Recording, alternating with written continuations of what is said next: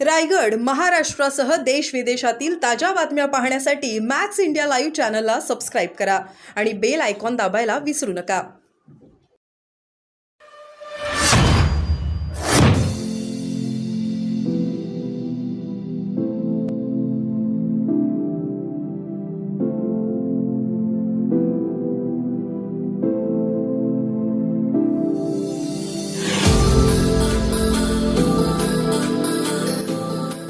विकास आघाड़ी के तमाम जो नेतागण हैं उनसे मेरी पूरी विनम्रता पूर्वक ये सवाल है और इस सवाल के अंदर किसी भी प्रकार का कोई बुरा भाव नहीं है।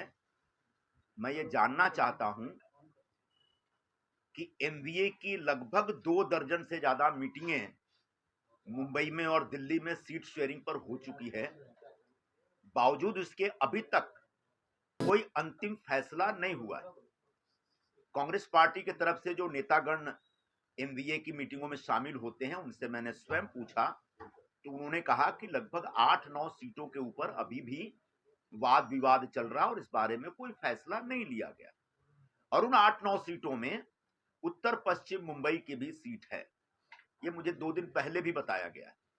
यानी अभी तक जब कोई फैसला नहीं हुआ तो कल अंधेरी ईस्ट के नागरदास रोड के नाके पर शिवसेना के प्रमुख आते हैं और अपने उम्मीदवार का एमवीए के उम्मीदवार की घोषणा करके चले जाते हैं। सबसे पहली बात, यह गठबंधन धर्म का उल्लंघन है। जब तक एमवीए फाइनल लिस्ट नहीं करती और अधिकृत तौर पर घोषित नहीं करती तब तक कम से कम उन सीटों पे जिन सीटों पर आज भी दावेदारी चल रही है अलग अलग पार्टियों की तरफ से, उन सीटों पे अपना उम्मीदवार घोषित कोई नहीं कर सकता। इसलिए मैंने कहा कि पूरी विनम्रता पूर्वक मैंने खासकर शिवसेना और कांग्रेस के नेताओं से सवाल पूछा है। दूसरी बात यह है कि जिस उम्मीदवार को लेकर के आग्रह है वो उम्मीदवार कौन है? वो उम्मीदवार यहाँ के जो खासदार रहे हैं उनके सुपुत्र हैं और वो ऑलरेडी ईडी घोटाले, ईडी की छानबीन में, ईडी की जांच में पकड़े गए हैं। और वो घोटाला क्या है भाई? खिचड़ी घोटाला। अब मैं ये बोलूंगा तो लोग बोलेंगे साहब आप शिवसेना पे आरोप लगा रहे हैं, लेकिन सच तो यह है कि खिचड़ी घोटाला हुआ। सच ये है कि जो खिचड़ी कोविड के जमाने में जो गरीब मजदूर लोग थे, मुंबई में रहने वाले लोग, खासकर उत्तर भारत के लोग जो थे, उसमें दक्षिण भारत के भी लोग थे और मुंबई से बाहर महाराष्ट्र के अलग अलग जिलों से भी आए हुए मजदूर वर्ग के लोग थे, उन सारे मजदूरों को जो तकलीफ हो रही थी कोविड के जमाने में, उनके पास खाने को एकदम तकलीफ थी, दाने दाने को मोहताज हो गए थे। ऐसे गरीब मजदूरों के लिए एक बहुत ही सुंदर अच्छा अभियान महानगर पालिका की तरफ से शुरू किया गया था और इन गरीब मजदूरों को फ्री में, मुफ्त में खिचड़ी बांटा जाता था। उस खिचड़ी के बहुत सारे पैकेट मेरे पास भी आए थे और मैंने भी यहाँ बहराम बाग में और अलग अलग जगहों पे मैंने भी बांटे थे। तो महानगर पालिका के बड़ा अच्छा उपक्रम था और उस उपक्रम में उस समय के जो शिवसेना के लोगों ने भयंकर घोटाला किया और जो सप्लायर थे, जो कॉन्ट्रैक्टर थे, उनसे कमीशन खाया। तो गरीब मजदूरों की खिचड़ी या मुफ्त खाने में कमीशन खाने वाले व्यक्ति को आप इतना जिद करके उम्मीदवार क्यों बना रहे हैं? क्या कमीशन का हिस्सा आप लोगों के पास भी आया है क्या? ये सवाल है। दूसरा सवाल यह है कि क्या ऐसे कमीशन खोर के लिए शिवसेना और कांग्रेस के कार्यकर्ताओं को मजबूर किया जाएगा कि आप इनका प्रचार करें? ये सब मेरे सवाल हैं और इसलिए मैं आग्रह करता हूं कि जो कल घोषणा की गई उस घोषणा को वापस लीजिए और जब तक एमबीए की मीटिंग में सारी सीटों के ऊपर एक फाइनल निर्णय नहीं हो जाता, अंतिम फैसला नहीं हो जाता, तब तक कोई भी पार्टी किसी भी उम्मीदवार की घोषणा नहीं कर सकता। आप जो बोल रहे हैं सर, इस पर अमोल कीर्तिकर का एक जवाब आया है। उन्होंने कहा है कि कांग्रेस नेता संजय निरुपम को कुछ कहने से पहले अपने नेताओं से बातचीत करनी चाहिए।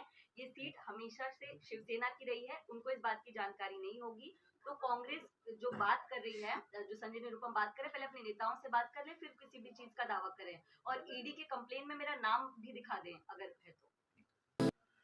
रह गई बात कि ये परंपरागत रूप से शिवसेना की सीट है, ये जो दावा है, ये जो साहब ने मुझे जवाब दिया है, जब ये पैदा नहीं हुए थे ना तब से ये सीट कांग्रेस की है।